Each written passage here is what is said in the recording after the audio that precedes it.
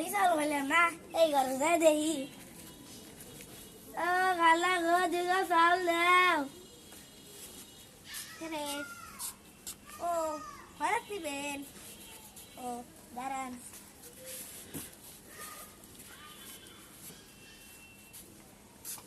Elon চাউল দিবেন তো এলন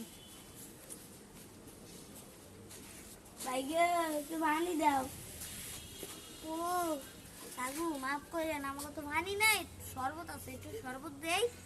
দেন আচ্ছা এই নেন শরবত খান আপনি আমার হাতে শরবত দিয়েছে আপনি আমাকে কেউ খায় নাই আরে বিলাইতে তো মুখ দিছিল আম্মা আম্মা ওই নালি যেটা মতে না রাত্রিবেলা এই বান্ডটা হালাই দিছে কি একটা এখন